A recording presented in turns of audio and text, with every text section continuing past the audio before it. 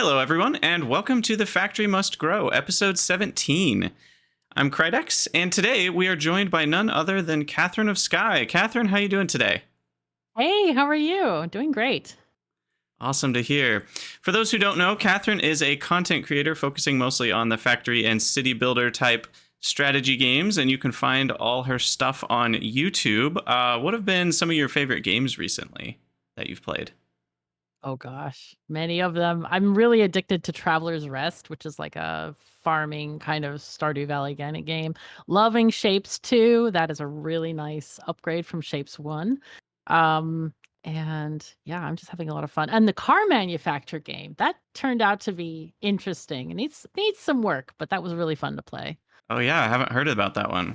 Interesting. Oh, you should check it So out. It's today good. on the cast, we'll start with another mod spotlight. As usual, we'll discuss the Factorio Friday facts, and we'll talk about some Shapez or Shapes or Shapes, however we pronounce it too. And yeah, I Because like you're to literally building shapes, so I like to yeah. pronounce the Z. It's satisfying for me for whatever reason. Okay. And then we'll chat about Factorio stuff. So before we dive into the show, I did want to thank the show's patrons and supporters. The show is made possible by you, the listener. So I wanted to shout out some of the new patrons that have joined since the last podcast. Edison EF and Bulby. Thank you guys so much for supporting the podcast and the Krydex channel. And moving on to the mod spotlight. Today we're going to talk about Factory Search, which is a mod made by Zoramuth, however you pronounce that, about 2 years ago. It has 67,000 downloads, which I think is criminally underrated for what this mod does. Mm, Catherine, do you want to indeed. talk a little bit about Factory Search? Oh, man, I can't believe it took me so many years to find this mod, but it Me is too. absolutely fabulous. Basically, it allows you to search for anything within your factory, whether it's products, whether it's machines, whatever, and it will tell you, like, say you're looking for green circuits. I don't know why, we should all know where they're being built, but it doesn't matter.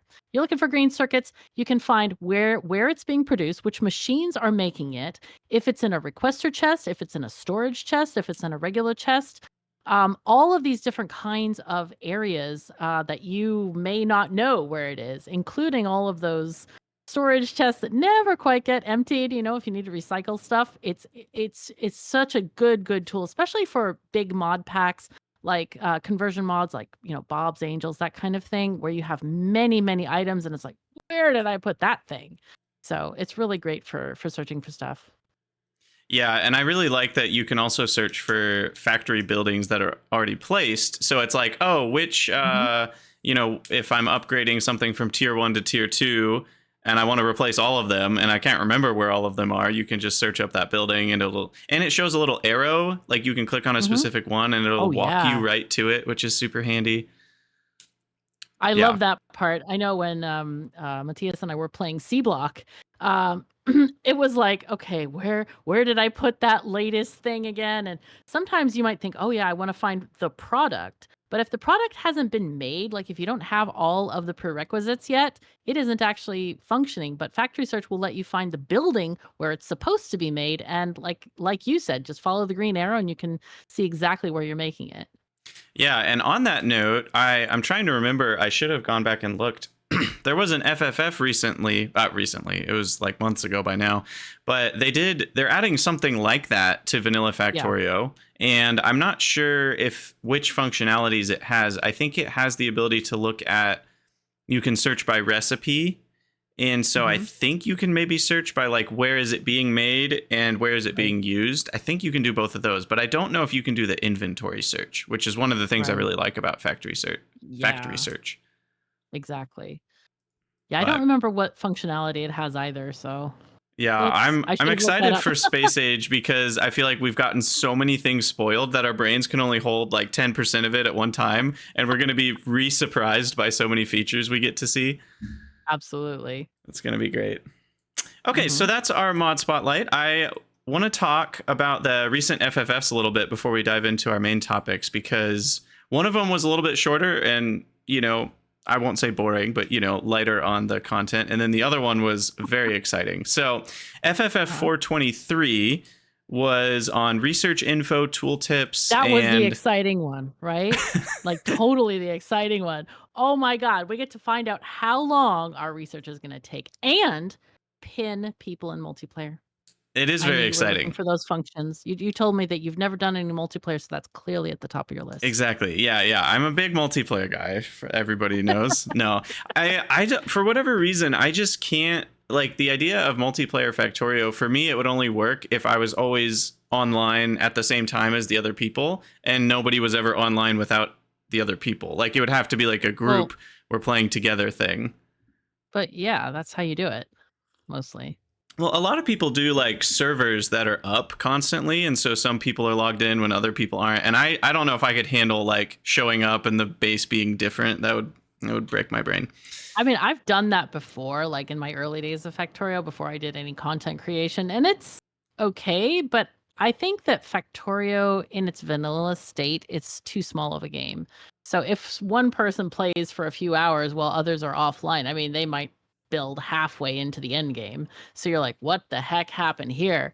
But Yeah, I prefer to play and I play usually in small groups if I play multiplayer, other than my crazy, streaming stuff. But I play with like one person or maybe at the most four people at the same, and we all play at the same time. So it's we discuss stuff, we do things together, and that's a lot of fun that way. yeah, yeah. That's the way I would want to do it too. That makes sense. So yeah, in this FFF, they talked about showing the science production average over like the last 10 minutes, Hmm. which is handy because previously you would have to search up your research packs in the production tab and or consumption tab, and it wasn't always equal. So now it's telling you like what the actual science output is after taking into account the productivity of labs and stuff, which I think is handy.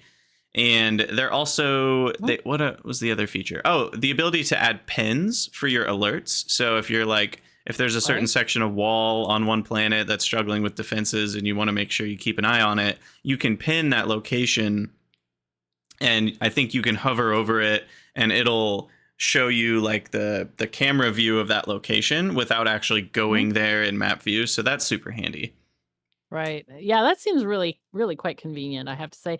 We've had a bug, Matthias and I, where he can't see where I am at all. I can see where he is, like, especially if you zoom out, you can see the person's name on the map, but he can't see me at all. So I'm hoping that will help with that. And we're not sure if it's a bug or if it's some kind of a weird setting that's in the server settings or not, but he just can't see me. So I get to That be is super stealth. weird. I'm Yeah. Ninja Catherine. That's amazing. Okay, so yeah, that FFF was pretty short. That was the main thing, and then yeah, Catherine mentioned the last thing you can do is you can click on multiplayer stuff and see where people are. That's about it. So the next FFF, however, has a lot of content spoiled and an exciting content, which is Oh, yeah. the Gleba Pentapod enemies. So, Catherine, do you want to talk about these a little bit? Yeah, sure. Being out here in the rain every now and again, I catch a glimpse of these things. They are really interesting. They're kind of based on our Spidertrons, except they have 5 legs. And they gave us a couple of different names, and I'm really loving the name Starfeet. So I'm going to call them all Starfeet. They're all pentapod enemies, meaning they have 5 feet or 5 legs. The smallest ones are kind of like mini biters. They don't seem very terribly damaging, except they can swarm you. So you might want to get some Tesla towers to take those out. And then the medium ones are called something, Striders or Striders? something? Yeah, yeah. Yeah. And they're a little bit more spindly, and they can throw the mini ones at you, which is kind of interesting. They can also those can walk over walls just like Spidertrons can. And then the scariest ones are Stompers. And if you haven't checked out that video on the FFF, oh man, do those tank a lot of damage. So yeah, those are pretty scary. They can stand on you, so don't get underneath them. That would be like unideal. I don't know how much damage they do. I don't think they gave us like a damage readout on those guys, like if you got stomped. Right. Um, but they do look dangerous for sure. The Yeah, only it'll thing be that I'm worried. interesting. Go ahead. Go ahead.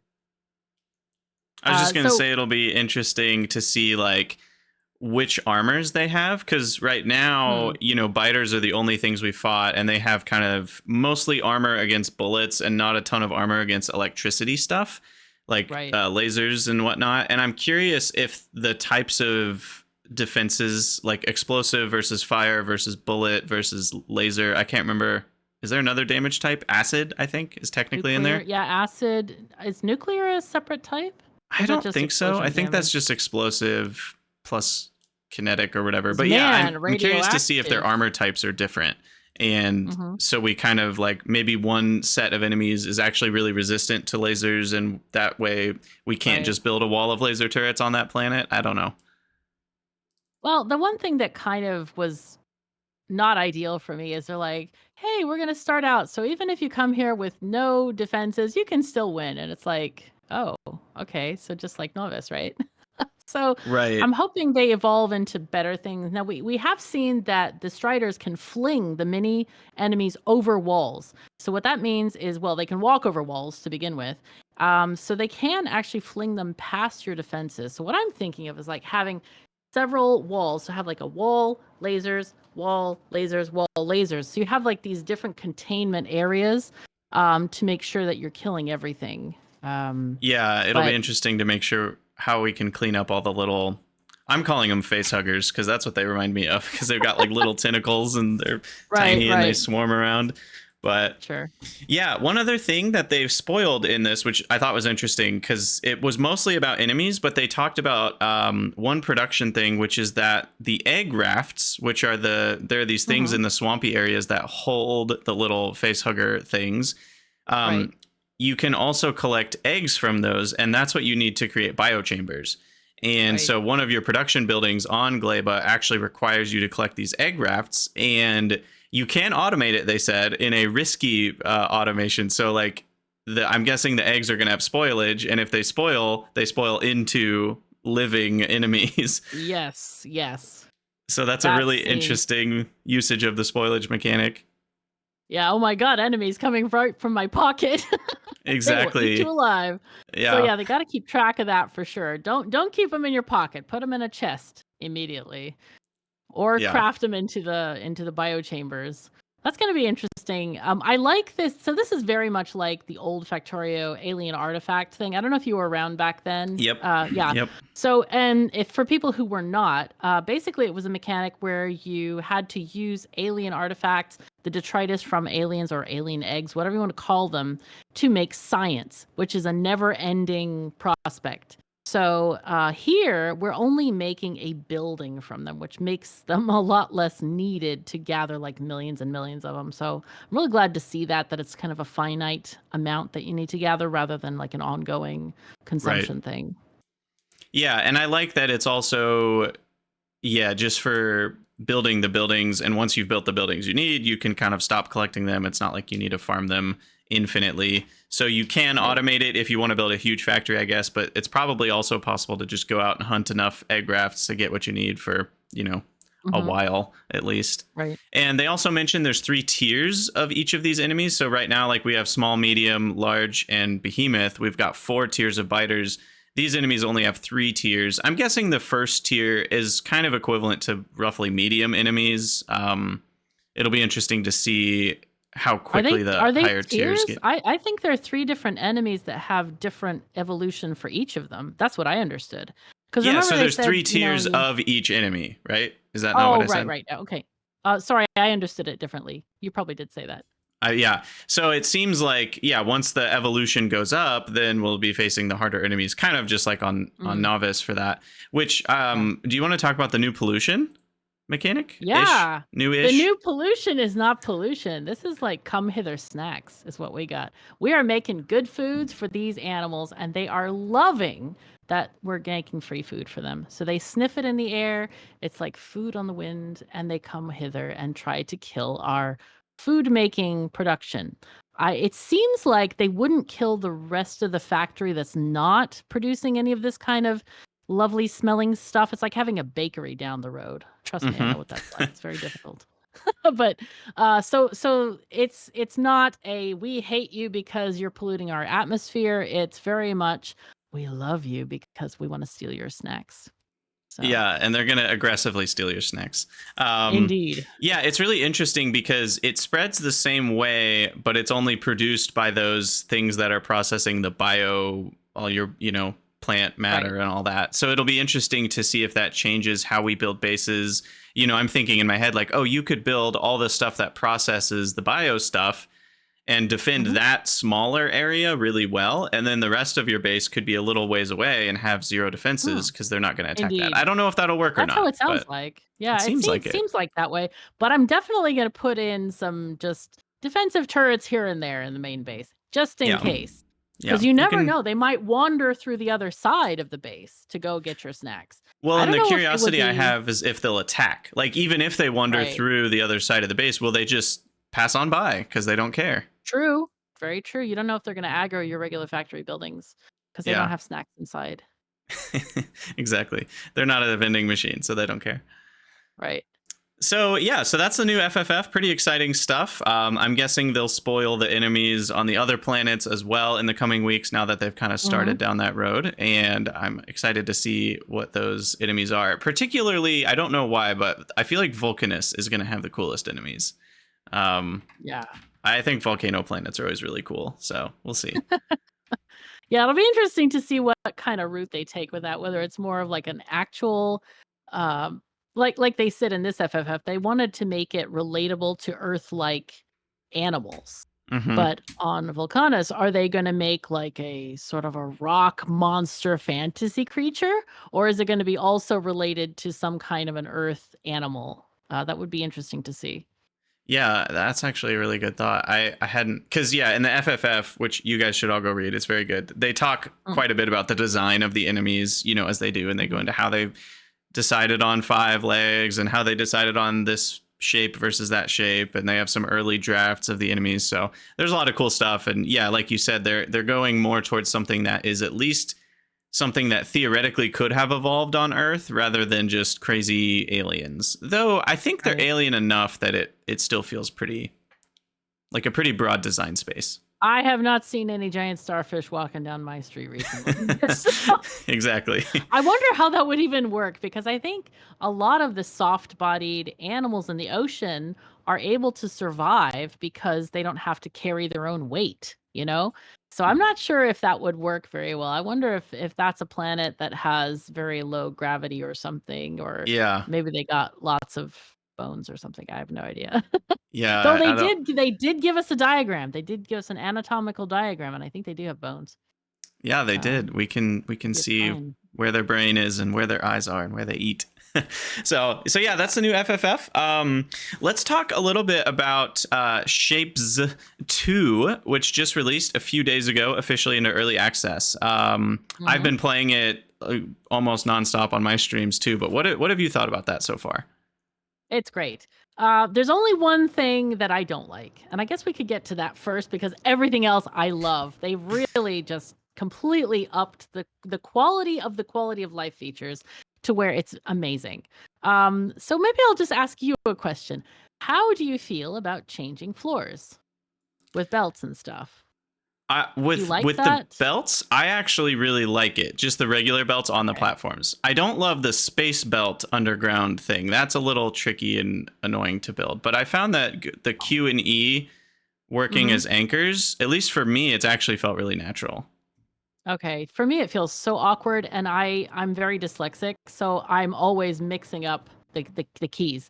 And I feel like I really like DSP, the way it uses just the mouse wheel to go up and down with belts. I really like that a lot better. So I'm hoping that they can introduce a second mode of up and down for people like me who just don't do it very well. It's like every single time I do it, it just gets confused in my brain. I'm gonna have to like, okay, spend an extra second thinking, am I going up or down? And I've tried to change it between, is it E and T? Because Q for me is always going to be the pipette tool, period. Uh, That is in every game, including Factorio.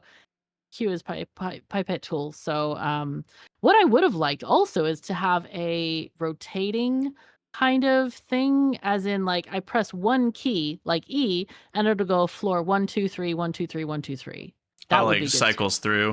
It's like cycles through, yeah, like the rotate Interesting. key kind of thing, yeah. Yeah. Yeah. So So those small complaints aside, it's pretty much hmm. a perfect game, right? So why Oh, don't you yeah, explain for the it's listeners fantastic. kind of what is the game? Like, what do you do? Sure. So one problem I've heard from people is like, it's too abstract. I don't get it. Well, I have a solution for you. We are interstellar bakers. We're making cookies that have many, many shapes and colors and flavors and icings. That is what we were making. And basically, around the universe, you have different kinds of shapes: circles, squares, propeller-looking things, spikes, half-eaten cookies, different kinds of shapes that are divided into quarters. And you need to manipulate these shapes to get what the bakery desires, or what I guess is the distributor desires, right? We're the bakery. So whatever the distributor wants, the vortex, you got to make that shape. And that involves cutting pieces apart, sometimes destroying the other half, sometimes reusing the other pieces, painting them with icing, and making them into the correct color combinations and shape combinations that they want. And these shapes can be multi-layers high. I think the highest I've seen so far is like 4 layers high. And it's kind of complicated. But what's really cool about this game is that you have like multi-level goals where, say, you're either doing a shape to progress or a shape for extra credit points, extra research points and stuff. You'll have one shape, say a gray circle. Okay, you ship the gray circle. Well, the next shape is a gray circle on top of a gray square. So then you need a stacker machine. You need to put the gray circle into the top part of the stacker machine so it smushes it down. And oh my God, have you seen the animations where it like smushes? Oh God, it's so cute. I love that. It's hilarious. So then you get all of these things, and there are ratios like in Factorio, but it's super easy because the game tells you. And you can upgrade your belts for different speeds and stuff, but those tooltips tell you how many machines you need for a full belt of production, which makes it really easy to get the ratios you want and get a full belt out. And so you have these different shapes, and then the next shape might be, we want a red circle on top of a red square, or whatever, or blue or green, or whatever is desired. So it's really cool in terms of like thinking about logistics, in terms of thinking about production, and combining these different shapes together to make kind of cool stuff. And I really, really like the progression system, because it's like sometimes you need the next shape on the list is just add a square. It's like, okay, easy, done, really super easy. And sometimes it's like, oh dear, brain is breaking. Hello. Yeah, it's really, the polish on the game is absurd. I feel like it couldn't. I mean, there are still a few tiny quality of life things that I feel could be better, or a few tiny tweaks that I think they can make. But really, I mean, I don't say many games are like the perfect game, but I feel like this is pretty close to being exactly what it wants to be, in like the best form of what it could be. Obviously, some people might not like the game, and that's totally fine. But for what the game is, it feels like it's pretty close to being a perfect game, because you really just get the distilled, like, I'm automating this process and then I'm using this process in the next process. And the unlock, like the milestone tree is really well done, and the upgrades. So you're like, I want to do these side quests, so to speak, so that I can get more research points to make my belts faster. And it's really, I feel like it all builds on itself really well. Nothing feels too difficult or out of the way. They do have a hard mode if you want it to be more difficult. And they have a hexagon mode, which I haven't tried. Do they? I haven't seen the hexagon mode. I started straight into hard mode because I'm just like, let's go, nice. make it difficult. This is fantastic. Yeah, but they have a hexagon mode. So there's 6, they're not quadrants anymore, but they're hexants or whatever. And so when you rotate, there's a lot more than just 4 rotations. And that makes it way more complicated. So I'm going to try that out at some point, I think. But it's really interesting. I don't think I was offered that. After the tutorial, I don't think I was offered like that ability to get the hexagon mode. Maybe is it in a different space or something? It's you have to start out in hexagon mode. Okay, gotcha. So once you do the tutorial in quadrant mode, you get the hard or normal of quadrants. But the hexagon mode is like a whole different start. Cool. I'm going to do that. That's cool. Yeah. So all that to say, if you guys are listening and you're interested in automation games in general, which you probably are if you're listening to this podcast, Shapez 2, really great game. Highly recommend checking it out. I think, is there still a demo, or is the demo non-existent now? I'm not sure. I can look. Let me look real quick. Yeah, because I played the demo a few months back, and just the demo alone was enough to make me know that like I wanted to buy the game. And so some games kind of remove a demo once they're released, but I'm not sure about this one. I will check. It looks like they removed the demo. Okay, that's too bad. But it's only $20 on the Steam store in US currency. So that's a pretty good price, I think, for the quality of game that it is. Honestly, I think they could have charged more and people still would have felt it's worth it. Right now, it has 99% positive reviews out of 2,300 on Steam, which is pretty dang good. That's very good. And I completely agree. It's a great game. I think it's a pretty good price for the game, and it has a lot of content. And it's one of those games that you can kind of play like Factorio in a way where you can try different stuff and you can have a different game every single time. And it's just fun to do the automation part. So, have you done a lot with circuits, by the way? I haven't touched them yet, but I feel like there's so much you could do. I remember in Shapes 1, people were making like everything machines, which are kind of an interesting idea. So I haven't played with them at all yet in Shapes 2, but it seems like it's another one of those replayability features that I really like about the game. So definitely worth it. And with the trains, I feel like there's so much more you can do now with shipping things really far and all that. So yeah, it's sweet. Oh, I can't wait to unlock the trains. I'm almost there, almost to unlocking trains. Very, very, very short. Probably like one more episode, then I'll have the trains unlocked. Okay, you're gonna love them. Awesome. Oh man, yeah. So moving on from Shapez, Catherine, I am really excited to have you here on the podcast, and we kind of, we've talked about some games already a little bit, but I want to jump back about the who are you? So if you wouldn't mind, would you tell us a little bit about who you are and what do you do? Who am I? That's a really great question. Sometimes I wonder. I've had a lot of different things going on in my life. I guess the job I had before this, or career I was a woodworker. And then I got I had some issues and I went to a doctor and he prescribed me medications and I took one pill and I have permanent migraines since then. So it's not great. I couldn't do my previous job as a woodworker because you can literally get killed on the daily, on minute to minute by basis, actually. So the only thing that happened that I could do was be a YouTuber. And I kind of fell into it by accident. I had a friend who was like, "Oh, we should record some Factorio." I'm like, no. I don't even like to hear my own voice. Stop this. No. You'll like it. No. I was really. Oh, I'm sorry. You cut out for a second. Could you say that again? Oh, sorry. So I had the friend. Okay, I'll just tell you the whole story, starting from the beginning. I had a friend, and he wanted to play some Factorio, and I didn't like the sound of my own voice. I was really resistant to recording with him. And he's like, no, it'll be great. You'll like it. And I'm like, no, stop. But he kind of got me into it. And then he went back to school to university. And I was like, oh, I'm missing recording. I want to do more. So then I started my Belt Diva series and it just turned into a success. It's so I was doing YouTube. Well, I've been doing YouTube professionally for 7 years. I've been making my entire income from YouTube. So it's been a hard journey for sure. I work about 16 to 18 hours a day. No joke. I don't get any weekends, no holidays, nothing like that. It's not a good job. Young people out there, YouTube is not a good job. It is a very bad job. But if you have migraines, it's not that bad because I do get to play games every day. But in the past few years, I discovered that I needed to be back home. I've never really felt at home in America. My parents were European. They were born in Europe. And for whatever reason, America never felt like home. I've been to a lot of places in the world traveling and stuff. And whenever I came back, it's like, oh, whatever. And then when I went to visit Norway, Scandinavia, I guess in general, the plane just touched down and my heart like exploded with joy.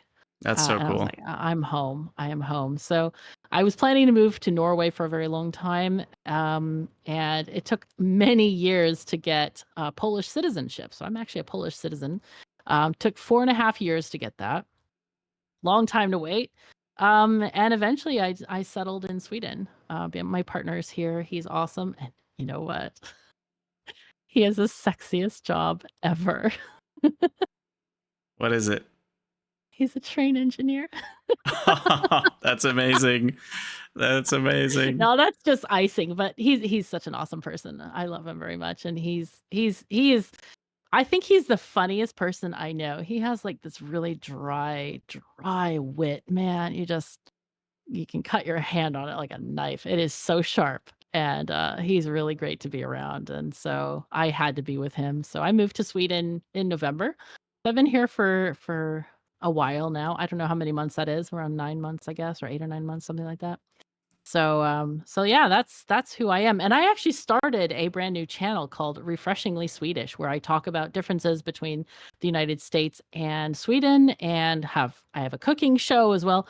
I am the only person who had to invent a cooking show to cook well for herself. So that was your plan, to learn to cook? That was my plan. Well, I know how to cook, but like I always feel like it's a waste of time.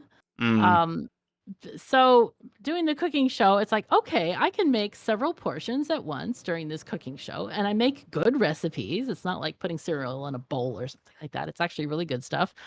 And so it's content. So I'm not wasting time. I'm actually able to make content while I'm cooking. It's fantastic. So yeah, I have that going on, and it's been pretty successful. I have a lot of views on that channel because a lot of people are really interested in the cultural differences and stuff like that. And so yeah, I'm really enjoying that. And so that's who I am. I'm kind of like all over the place, I guess. You were probably wanting to know more about games. That was more like my life story. Sorry. No, that was wonderful. Thank you so much for sharing. So, the next thing I wanted to kind of quiz you on, ask you a question Quiz about. me, go for it. So I know that you mentioned, you became a content creator because of the migraines and because it was kind of the job that fit kind of where you were health wise. Right. Why have you always been into the types of games that you've been playing on YouTube, or did you kind of get pulled into the factory automation kind of management world because of streaming and that stuff? Well, I think I've always been interested in those kinds of games. Um, when I was young, I mean, I've been playing games since I was 2 years old, so I've played all of them, starting with a Commodore 64 and moving up from there.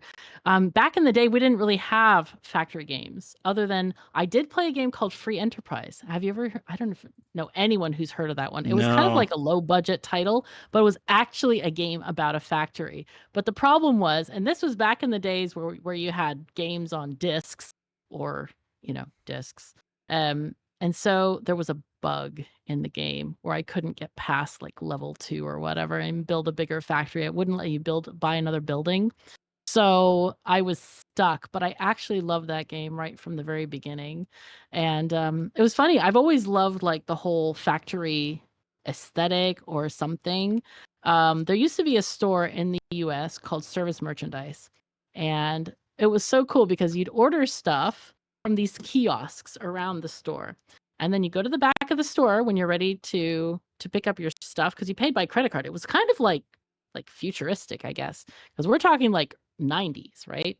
And you go to the back of the store and there's a conveyor belt that brings your stuff out. That's amazing.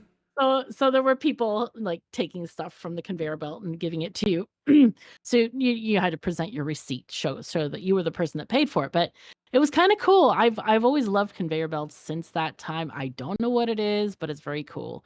And so yeah, I don't know. I've always been interested in factories. I like factory things. I'm the kind of person who watches, though. It's so satisfying, those videos on YouTube where you have all of like this factory stuff going on. And so factory games just were natural for me. And I kind of grew past Minecraft. Like that was for younger kids by the time it came out for me.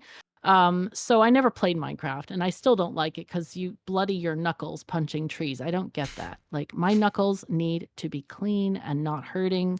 I need them for using the keyboard and stuff. So it never got Minecraft. It's no, just no. So that was kind of, I think the whole like resource conversion games always appealed to me, like Knights and Merchants, for example, or even games like Caesar and Pharaoh. They had a little bit of resource Mm-hmm. conversion where you have, your I don't know, some kind of a fiber hemp that's produced into cloth, which is made into like uniforms for the army, that kind of thing. Yeah. So those kinds of resource conversion always appealed to me my whole life. So yeah, it's very natural for me to be where I am, and I like a lot of factory games as well as like colony builders, where colony builders and city builders. And just to differentiate, colony builders are where you have individual citizens with individual talents, like RimWorld, where they have different skill level in certain things, that kind of thing. So really enjoy those as well. Yeah, that's awesome. I've always felt like the how it's made kind of shows are so fun, like Hmm. getting to watch Yeah, everything on those conveyor belts, and it really does give you that satisfaction when you set up your own production lines. It's so cool. yeah, for So, sure. one particular Factorio mod I wanted to ask you about was Renai Transportation. I Oh saw a God. few videos of you playing that one, and I remember one time you kind of looked at one part of your base, and it was just a pile of items on the Oh, ground because yes. an inserter had been throwing items for like an hour. God. Yep. Was that a fun mod? Did you enjoy that? That's a hard question to answer because I like the concept of it, but it was so buggy, it really didn't work. So yeah, we had this inserter flinging things onto a belt, which was expected. That was what you expected to happen. This was a mechanic, and then all of a sudden, it's like, nope, I refuse to do that anymore. And the belt wasn't catching them. Apparently, you're supposed to have a catcher, but it worked before. It worked for hours before that, and all of a sudden, it needs a catcher. And I never update mods in the middle of a playthrough, so I don't know what happened there. But I think it went buggy, and it's just like, nope, we're just gonna spread out in a beautiful mosaic, like a mandala of like stuff on the floor. Yeah, it was So wonderful. yeah. But the thing that made me rage quit that mod is I had a train leaping situation because you can fling trains as well. And they look very cool, like little rainbows through the air. And my building train went over this and it crashed. Oh no. You know what a building train is, yeah? I assume a train filled with buildings, or Sort like the of. one that So, goes to an so outpost to build your stuff, or the one that has 5 wagons, each with a different filter on it. That one. Can you imagine that train crashing and recreating it? Took me over an mm, hour. that's That was fun. not great. That was not Yeah. great. So that's what made me rage quit the mod. I was like, just no, we're not doing this anymore. Yep. I mean, as Yep. cool as I love the coolness of it, and actually we get some of that in Shapes too. Exactly. Where we get some flinging over belts and stuff like that. You can go over and under, but yeah, we can fling them as well. It actually So was confirmed that the inspiration for that mechanic, and trains can jump in uh-huh, shapes, and the uh-huh. inspiration for that mechanic was Renai Transportation. The dev confirmed Really? that on Oh, Reddit. that's Yeah. cool. Oh, that's Yeah. awesome. I really hope that they kind of work on the bugs of Renai. I don't know what the state is in since I played it because it's been a couple years, I think. Hmm. But it's such a cool mod, and I would love to see it like unbugified because losing a train is like it's not like losing an iron train. This is like Right. losing an hour of lifetime. So yeah. But Yeah. yeah, So now speaking of Factorio mods, more Mhm. recently you've been playing Lunar Landings, which is a fairly new Yeah, one, also made by it is. Zormuth. And Yep. how has that been going? Do you feel like it's a good? It kind of sells itself as a kind of on ramp to Factorio Space Age, since that's coming out here in a month. And do you feel like Yeah, it it's does kinda that like a job practice well? mode for that. I haven't played Space Age, but yes, I assume that it Sure. does the job well. So yeah, Zoramith is an awesome mod creator. He's also created Freight Forwarding. I don't know if you play that or not, but I I did love play that that mod. one. It's so great. It's a really great like intro for people to get into conversion mods. And so because I think there's a lot of mods like Bob's Angels, which is like way too complicated for a first conversion mod. So it's great where we have these like intermediate kind of level things. Anyway, but yeah, Lunar Landings is really fun. So my partner and I are playing that multiplayer, and it's very, very cool because we can split the jobs. I tend to be on Luna, which is the moon's surface, and the way he designed it is pretty interesting. Like it's not just plain lunar. We have some dark spots, we have some lighter spots, we have cliffs that are completely impassable, Ooh. and we have some other spots like what it's called. It's like the top of the cliff, which I think you can't build rails over. I don't remember exactly. It's been a while since we played. Because our schedules haven't really aligned very well. But so yeah, there's all kinds of different things, and like in the dark areas of Luna, there's a whole bunch of rocks. So you definitely don't want to build trains over there because oh my god, your inventory just fills with rocks. I sent 5 spiders to build a train line, and they were all trailing robots because they couldn't get rid of the rails fast enough to have space for the rocks. That's So amazing. but anyway, and Zoramith is really cool because we talked to him in our Discord, and I'm like, Zoramith, there's like too many rocks because like 1 rock will give you 36 lunar rocks. 3 rocks will fill an entire square, Oh, and you wow. cannot put 100 tiles of rail in 3 tiles of rocks. You know what I mean? So it's like you Mm-hmm. can't get rid of the tiles fast enough.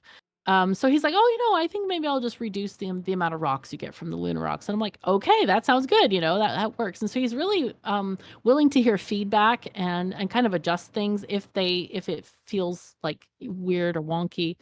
And so it's really nice that he just, is in our Discord and we can talk to him about stuff. So it's really cool. It introduces a lot of different kinds of mechanics. Like you have these buildings called telescopes. I don't know why they're telescopes, but anyway, you have to put them on top of these cliff areas. They only work on, I mean, that makes sense for a telescope, right? You put Mm-hmm. it on the highest area you got, but they produce things. I think there's 2 main production items that they do. But those are really far away from your main factory, so you have to use space trains, which go really fast. They're really great. They're like, they're not monorails, but they have like the bullet train shape. They're really neat, and they use nuclear fuel instead Nice. of anything else. So you have to ship a bunch of stuff. And the way the mod is set up is, at first I was like, okay, how do I subdivide my rocket? How do I add filters? No, no, no, no. You have a rocket for everything. But it's easy because he's reduced the amount of rocket parts you need for a launch. So you can ship all kinds of things back and forth. We probably have like 20 different items we're shipping back and forth from Novice to Luna and Luna to Novice because our science production is on Novice. But we're producing a lot of parts for that on Luna. So it's Mm-hmm. really cool to learn how to ship stuff back and forth, to learn how to segregate stuff, to learn how to like produce multiple rockets at the same time and how you want to address those challenges. So in multiplayer, I'm doing a lot of the Luna stuff, figuring, all of this different stuff out. And Matthias is just supporting the factory, man. He is a beast. He's just like producing stone and iron and copper, all the things that I don't like to do, to be honest. The grunt work. He's taking all, yeah, exactly. He's taking all of that and he's just like, I'm just playing Factorio. And I'm like, okay, cool. Because I'm very willing to switch, if he wants to do other stuff, that's cool too. But yeah, it's great to have play with a partner because it is a lot of work solo. It really is because you need a lot more stuff here or produce more of that over there because maybe you need this extra machine for science that requires 200 of some kind of complicated stuff. Mm-hmm. So you really need to kind of grow both bases at the same time. Yeah, that makes a lot of sense. Did you ever play space exploration? Not yet, not yet. That was Okay. supposed to be next on our list, because I don't want to play that one solo because it's way too much work solo. It's It's a way big too one. much work. Yeah, So, I was just curious because I'm guessing there are some similarities, but also some differences, and mhm, I'm curious what the differences are between space exploration and lunar landings. It's definitely, it sounds like the rocket logistics are a bit simpler mhm. in lunar landings than they are in space exploration, which Yeah, is in good. lunar landings, the chief difference that I understand is there's no space platform. You just go directly from Novice to Luna. And in Right. SpaceX, as well as the DLC, you're going to have a space platform where you're going to be making stuff. So, yeah, I understand that SpaceX is supposed to be a lot more difficult than Space Age. That's what I've heard anyway. For sure. But I guess we'll see. Yeah, I mean, even hours wise, a lot of people, it takes them like 300 to 600 hours for space exploration. And it sounded Hmm. like with the dev posts we've read in FFFs that the playtime for Space Age, they're trying to get it like 100 ish or even under 100 for maybe like Hmm. the average person's playthrough. So that, at least time wise, it might take about a third or less of the time of space exploration. So Hmm. that Yeah. says something. Yeah, indeed. So speaking of Yeah. space age, with Mhm. that around the corner, I've been doing FFF reviews here on the podcast, and I know you've been paying attention to all the FFFs, but we're Mhm. just talking for the first time now. What are some of the most exciting ones for you that you're like, oh my god, I can't wait for that? Crane. The crane, the fruits, all of that stuff. I don't know. For me, the most exciting thing in Factorio is having new content. Because that's why I play complicated mod packs, to be honest, is because I know the vanilla recipes by heart. It's not a problem. They're very easy. Because I mean I've been playing. I have over 3,000 hours in the game, almost 4 now, and it's just I love the game so much that I just want new content. So the most exciting thing is just having those new things. The mechanics are even better just to have like new mechanics, seeing what the devs are coming up with for us, and just kind of experiencing this new journey that we're on. I guess the whole thing is the answer to that question. That's a good answer, to be honest. So yeah, because not only are there new mechanics, but there's new content, and not only is there new Mhm. content, but there's new quality of life and like tweaking Yeah. some of the core Factorio elements, like the map view is going to get better, or the way bots work is going to get better, or the Right. way you look at your production is going to get better. So it's like literally every element of the game, even the optimizations of the how well the game runs on your computer, like every element of the game they're overhauling. It's so neat. Yeah. What specifically, I would like to hear your thoughts on quality, because I feel like that's one of the more Mhm. divisive in some ways mechanics that they've come up with, and I'm curious what your thoughts are on it. It appears that every mechanic they come up with is divisive. There's so much like buzz around everything. I like quality. I think it's amazing. I think because it's completely optional, I think that people should not be divided on this topic. I think if you want to use it, you should use it. For me, I love the more complicated the process, the better. So I am so looking forward to building all of these kind of like buildings and machines and sorters and trying to, recyclers and all of that kind of stuff because that really interests me. I love that whole thing. And then I probably would do quality just for the fun of it. Honestly, Mm-hmm. I'm not going to try to rely on it to get, oh, I need, top quality legendary assembling machines. That's not the goal. The goal is to get that quality. It's not actually having the thing itself for me. Though having high quality, like legendary quality suit of armor, power armor, Yep. that's probably on the top of the list. Because you can have many reactors, many what you would call them, roboports and stuff, and lasers and stuff. Because we're gonna need those lasers now, lasers Uh-huh. and shields. Legendary Because personal laser defense, I might say. exactly, exactly. But yeah, I love the idea of quality, especially that the devs made it optional because I know there's a lot of casual players who may not be interested. And the devs have already said it's very end gamey, it's very not needed. I mean, I don't think we have unlocked. I think we can only get like 1 or 2 quality levels on novice. We can't even get legendary until we've visited a couple of planets. Right. So, it's not something that's needed, required, or anything. And I don't know why people would be divided on that unless they just want free stuff. Like they're I not think willing to grind for it or something. Is that the idea? I don't No, I know, think but the division is just kind of questioning whether the mechanic, in terms of, because it drives the player to spend a lot of time working on.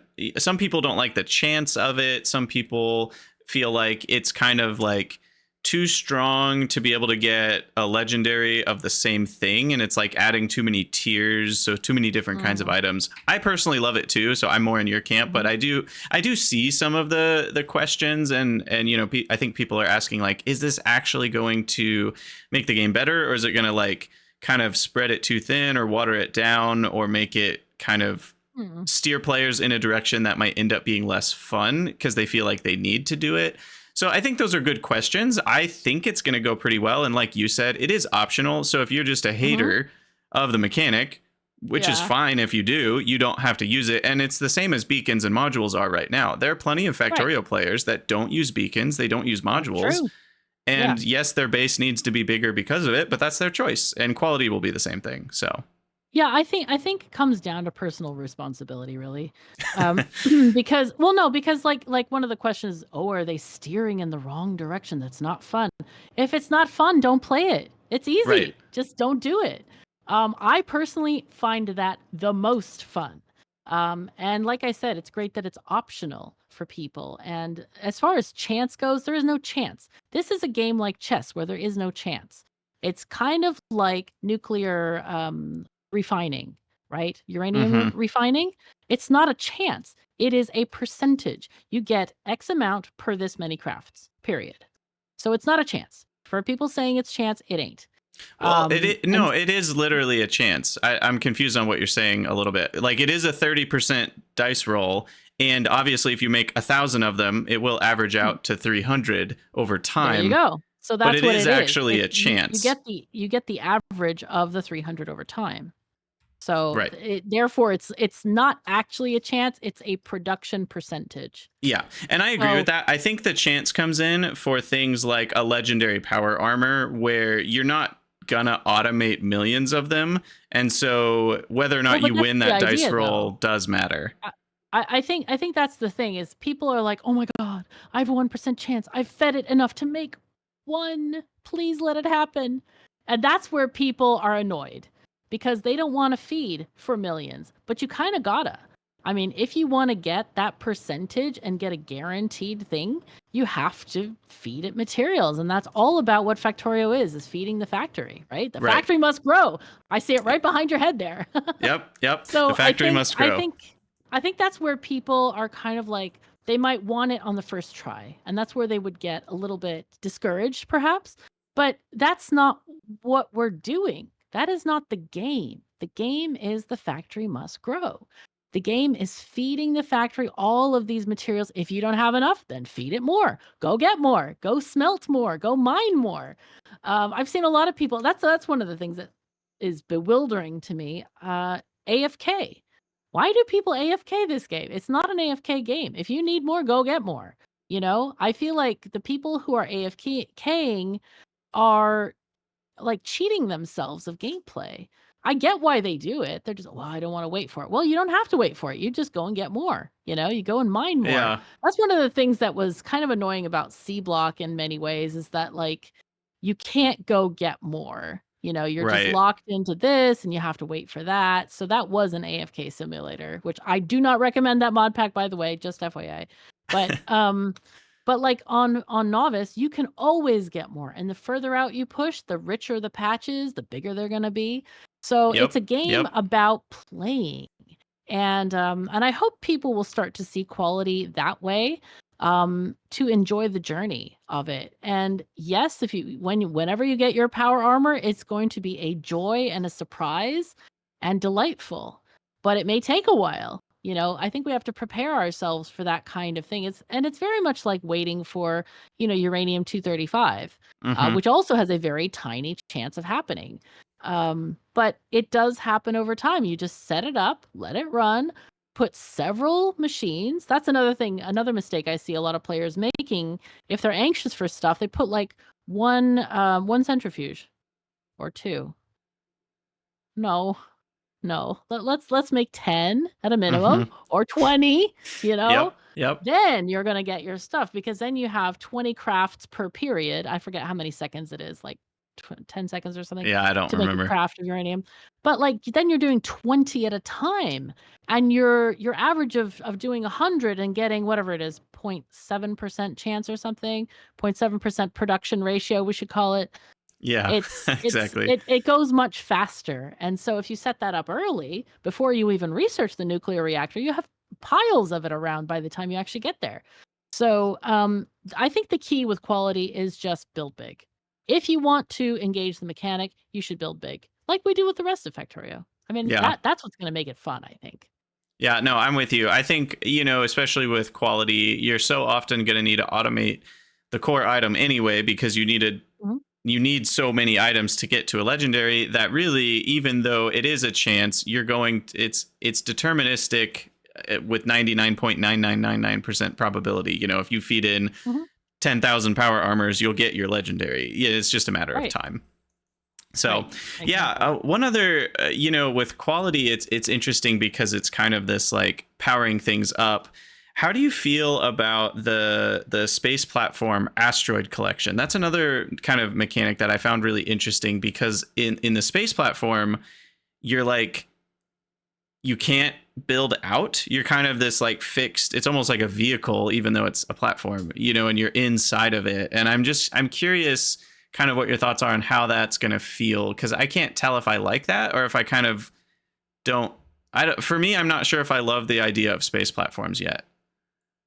I think it's gonna depend. I don't know enough about it, to be honest. I don't know what's gonna be needed to be built in space, whether there are certain things that need zero gravity to be produced, as in you have to have these machines on the space platform, or if it's gonna be more like a hub for resource collection and distribution. Say you're getting some plants from Gleba and they gotta go to Vulcanus, and it's more of like a transfer point.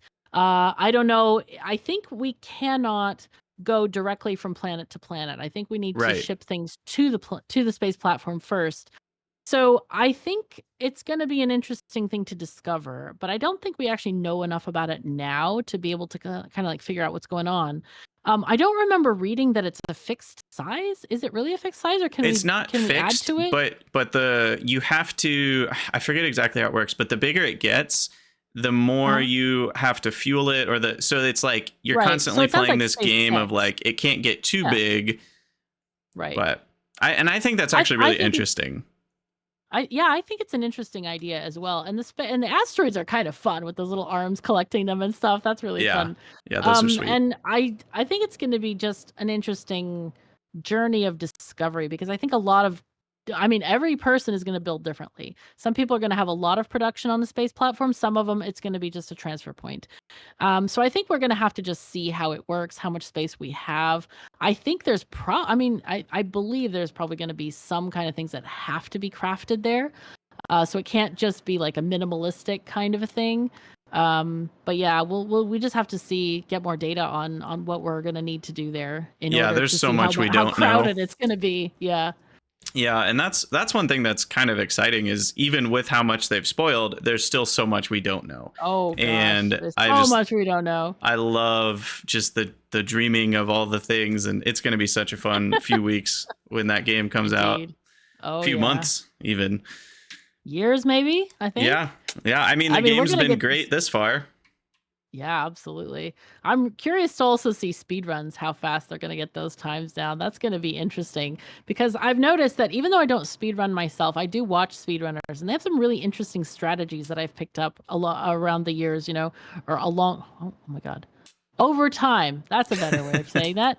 Yes, and just the way they move, the way they put things, sometimes their shortcuts and stuff like that is really interesting to watch speedrunners play the game, even for regular playthroughs. So I'm really curious to see how they're going to navigate these different planets, because I'm sure there's going to be speedrunners who are going to take on the DLC and try to get Uh-huh. better times with that. Yeah, that'll be super interesting. Like what order do you do the planets in? How much do you build on Right. one planet versus the other? Yeah, that you're right. That's going to be super neat. Do you have Yeah, any that's other another. thoughts on Space Age? Oh, yeah, I was just gonna say that I really like that the devs have left it open.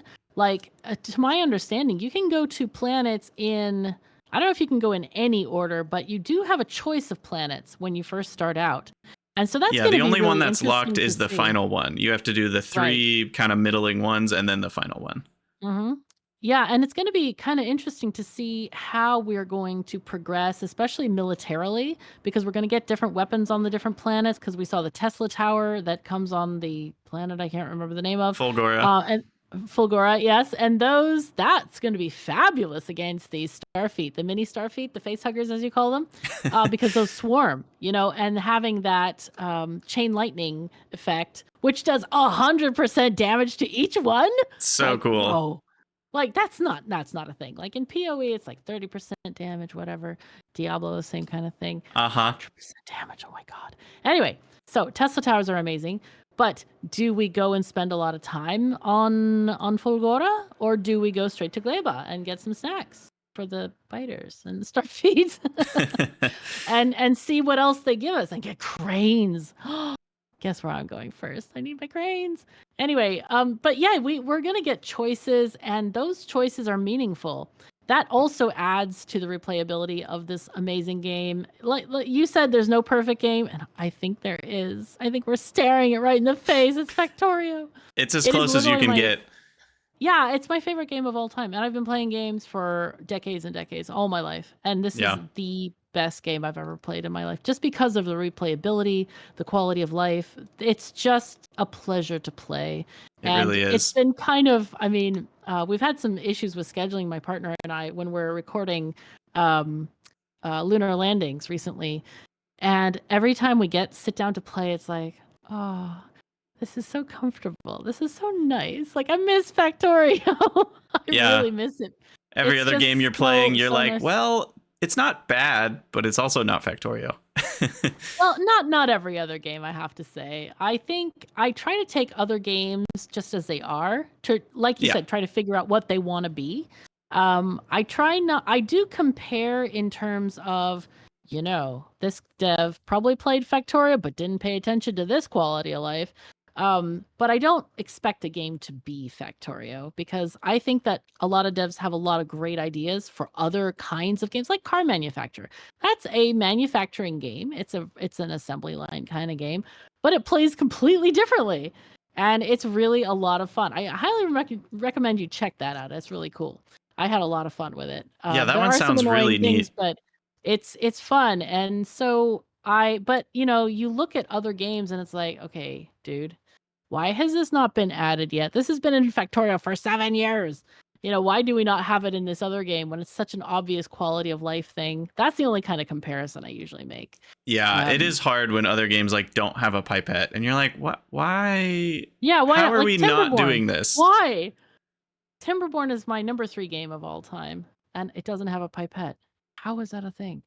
I just don't get it. And Yeah, it people have is been still early asking about it for access to be years. fair. But But but but but people have you're been right. asking for years. Yes, exactly. And there are mods for it as well, which, the devs can just, easily use that code and just stick it in, you know what I mean? Mhm. So it's kind of bewildering to me, like those simple things that make things so much less stressful for a gamer. I don't know why they don't add them a lot of times. It's just weird. But Yeah, I'm with you. I think it is odd how, certain games focus on certain things, but yeah, I do think they'll have a pipette by the time they release in 1.0. I I hope. hope so. I hope so. I hope. Yeah, that's awesome. Well, do you have any other thoughts before we wrap up? I think that's pretty much it. Unless you want, what is your favorite game of all time? Oh, I mean, yeah, if I'm Do just you have picking one? one, it's certainly Factorio Uh, for sure. okay. I think Kerbal Space Program ranks pretty high too. It's aged Nice. a lot, but like the Yeah. modded Kerbal Space Program experience for me, it's so different than Factorio, of course. But I get to make a spreadsheet, I get to do math equations, and I love that stuff. So that one's pretty high Cool. up there. But Factorio's got to win. Awesome. That's cool to hear. Yeah, and I can't wait for Space Age. It's gonna be so great. It's coming soon. I Coming very know, two soon. Don't months. worry. We'll get it in a second. Yeah. Well, with that, we'll kind of wrap up here. So, to you, the listener, if you'd like to support the podcast, head over to patreon.com/Krydax. Huge thank you to KatherineOfSky. Thank you so much for being here. It's been wonderful. Where can people find you? What all do you have going on out in the world? Sure. I have a lot of stuff going on. I'm Catherine of Sky, KatherineOfSky on YouTube. And I have also my channel Refreshingly Swedish on YouTube, and that's pretty much where I post a lot of stuff. I do have a channel on Twitch. Sometimes I stream, but I find it better for my migraines just to make YouTube videos. And you can also come to my Discord if you want to chat about Factorio and stuff like that. I am always around, and love to share about the different games that I'm playing. So yeah, thank you so much for having me. I really Yeah. enjoyed this. And do you have a Patreon as well where people can I support you? do. I do have a Patreon. It's Catherine of Sky, and I do have links to that in Discord and YouTube and all of that stuff too. Awesome. Yeah, well, this has been a pleasure. I'm excited to see, I'll be checking out your videos when Space Age drops. I always love to see your take on things, so that'll be fun. And yeah, maybe we'll have some sort of multiplayer bonanza at some point with a lot of content creators, and we can Sounds cool. Yeah. can all build a I'd be up for factory. that. But yeah, Yeah. so So the podcast will stream again on the first and third Sundays of the month. So the next one will be September 1st, and I'll update on the Discord, the Krydania Discord, if you guys are looking for updates on the podcast. And if you have any questions, ideas for topics, or ideas for guests, please let me know on Discord. I'm always looking for new ideas for the podcast. And as always, thank you guys for listening. We'll see you next week. Always remember, the factory must grow. Bye bye.